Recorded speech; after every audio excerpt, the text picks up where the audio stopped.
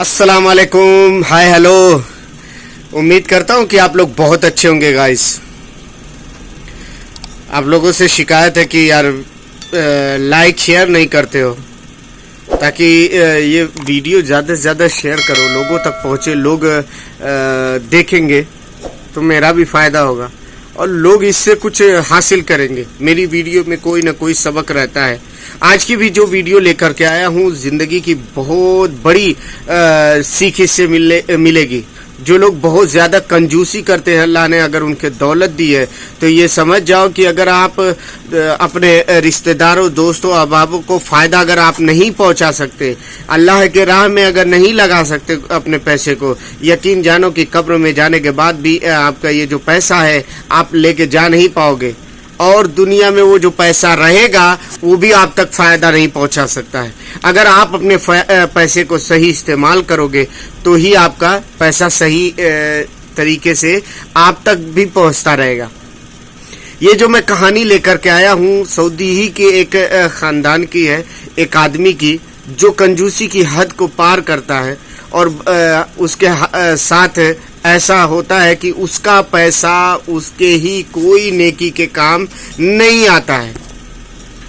आइए देखते हैं कि सबक क्या है और इससे मुमकिन है कि आप लोग कुछ सबक हासिल करेंगे। बिस्मिल्लाहिर्रहमानिर्रहीम। अस्सलाम वालेकुम।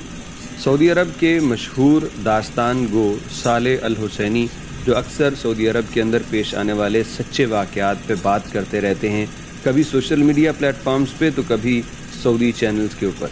साले अल हुसैनी ने एक ऐसे सऊदी का किस्सा सुनाया है जो 200 मिलियन रियाल का मालिक था।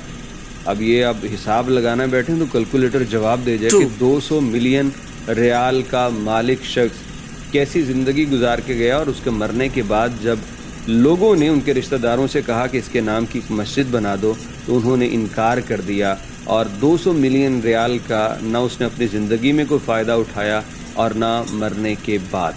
अब ये पूरी स्टोरी मेरे और आपके लिए बड़ी नसीहत है, तो सीधी सीधी हम स्टोरी आपसे बयान करते हैं और आप जान पाएंगे। और ज़रूर कमेंट में बताइएगा कि इस सऊदी से आप किस हद तक इत्तफाक करते हैं या इसके मुतालिक क्या सोचते हैं, कि आपको भी इस पर तरस और रहम आता है।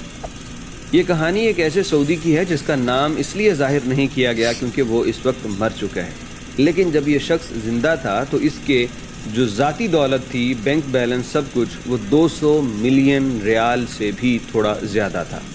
इतनी रकम होने के बावजूद इसे कुदरत की तरफ से शायद कोई फिटकार थी कि ये बड़ा कंजूस आदमी था।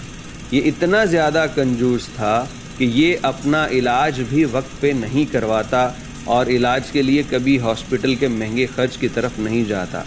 कंजूसी का आलम ये था कि ये रोटी भी खुद अपने पल्ले से नहीं खाता, बल्कि हर वक्त कोशिश होती थी कि किसी के साथ बैठ के उसको ज्वाइन करे और खाना भी अपने पैसे से ना खाए।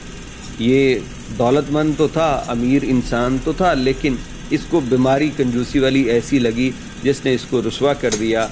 वैसे अगर किसी के पास 200 मिलियन रियाल की रकम हो तो वो बड़ा घर, गाड़ी, अच्छे कपड़े, लाइफस्टाइल बनाए, लेकिन ये फटे पुराने कपड़ों में ज़िंदगी गुजार के आखिर एक दिन इसे पता चला कि इसके दिल के अंदर कोई प्रॉब्लम है, शरेआन जो है वो बड़ी बंद होने के करीब है। उस वक्त इसने इलाज टाइम से ना करवाया और नतीजा ये हुआ कि ये शख्स मर गया। अब इसके मरने के बाद इसके आगे पीछे कोई नहीं, ना इसका बेटा, भाई, बाप, माँ, कोई भी इसके आगे पीछे नहीं था, तमाम लोग मर चुके। लेकिन उसके बाद जब इसके करीबी रिश्तेदार जो इसके कानूनी तौर पे वारिस बनते थे, सऊदी अरब के कानून के तहत अब उसकी जो रकम है उसके कोई वारिस तो बनते हैं, तो अगर हकीकी और करीबी रिश्तेदार नहीं हैं तो फिर वो जो अपने बहन भाइयों के अलावा रिश्तेदार हैं वो उसकी रकम के वारिस बनते हैं। तो उनको तलाश किया गया और फिर अदालत ने पूरी दौलत का एस्टीमेट लगा के बताया कि 200 मिलियन रियाल से ज़्यादा की रकम है जो इसके रिश्तेदारों को दी जाती है। अब उनको रकम मिल गई। इस मुकदमे में कुछ नेक साले लोग भी थे, वो आगे बढ़े और इस मरने वाले सऊदी के रिश्तेदारों से कहा कि देखिए, आपका जो अजीज़ है वो वफ़ात पा चुका है, तो आप यूँ कीजिए कि 200 मिलियन रियाल की रकम है, आप इसमें से महज कोई 5 मिलियन या 10 मिलियन लगा के एक अच्छी मस्जिद बनवा दीजिए جس کا فائدہ مرنے والے کی روح کو ایصال ثواب کی صورت پہنچتا رہے۔ یہ بات سننی تھی کہ مرنے والے سعودی کے رشتہ داروں نے کہا کہ ہم اس کے پیسے سے کوئی مسجد کوئی نیک کام نہیں کریں گے۔ لوگ بڑے حیران تھے، انہوں نے کہا یہ آپ کیا بات کر رہے ہو، آپ کے پاس اتنا پیسہ آیا تو آپ اس میں لگا دو گے تو کیا فرق پڑتا ہے؟ تو انہوں نے کہا کہ یہ پیسہ اس مرنے والے نے ہمیں اپنی رضامندی سے نہیں دیا، بلکہ یہ تو قانونی طور پہ ہمارے پاس آیا ہے۔ جب وہ زندہ تھا تو اس نے اپنے پیسے سے کبھی ہماری دکھ درد اور تکلیف دور کرنے کی کوشش نہیں کی، اس کے اندر کبھی انسانیت اور ہمدردی نہیں جاگی کہ ہم بڑی مشکل میں زندگی گزار رہے ہیں، اس کے تھوڑے سے پیسے سے ہماری کئی مشکلات دور ہو سکتی تھیں۔ ہمیں ویسے نہ صحیح ادھار بھی وہ دے سکتا تھا، لیکن اس نے رحم کا معاملہ نہیں کیا۔ تو آج اس کے مرنے کے بعد ہم اس کے ساتھ ایسا معاملہ کیوں کریں؟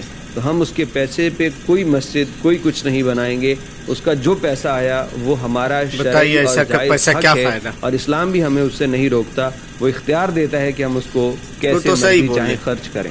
اور اس بات پہ وہ لوگ بالکل ٹھیک تھے کہ اب وہ شرعی طور پہ ان کی رقم ہے، وہ اس سے مسجد بنوائیں یا نہ بنوائیں، ان کے اوپر کوئی جرم یا گناہ نہیں لاگو ہوتا۔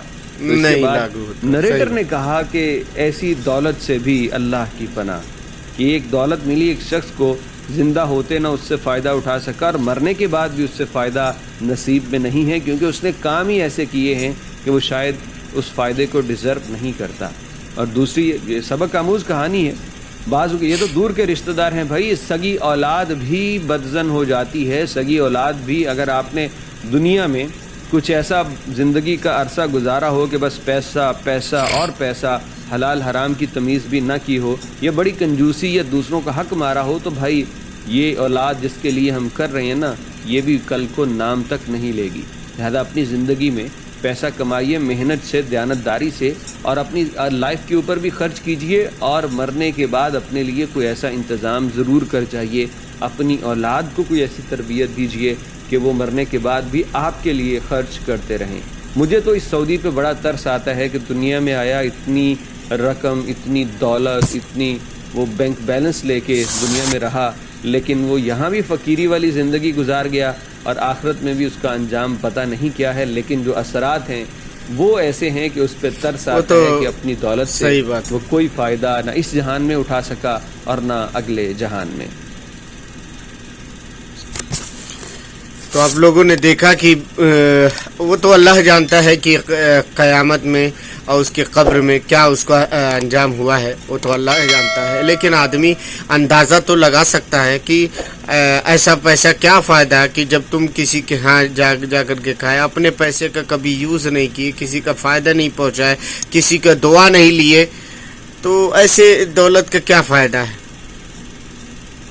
میری سوچ تو یہ ہے کہ میں تو کہتا ہوں کہ اگر آپ کے پاس دولت ہے تو سب سے پہلے اپنے قریبیوں کو دھیان دو، کہ آپ کا کوئی قریبی، آپ کا بھائی بہن جو ریلیٹیو میں ہے، خون کے ریلیٹیو میں اگر کوئی کمزور ہے تو ان کے پیچھے سے ان کو ایسے سپورٹ کرو کہ تاکہ وہ تمہارے ساتھ میں کھڑے رہیں، تاکہ ان کو بھی خراب نہ محسوس ہو، اور تم بھی جب ان کے سامنے جاؤ تو یہ نہ لگے کہ یار وہ غریب ہے، ایسا مطلب کمزور نہ فیل ہو۔ آپ سپورٹ کرو گے تو وہ بھی آگے بڑھے گا، آپ کو بھی خوشی ہوگی، میرا فلاں بھائی ہے یا میرا فلاں ہے یا فلاں لگ رہا ہے۔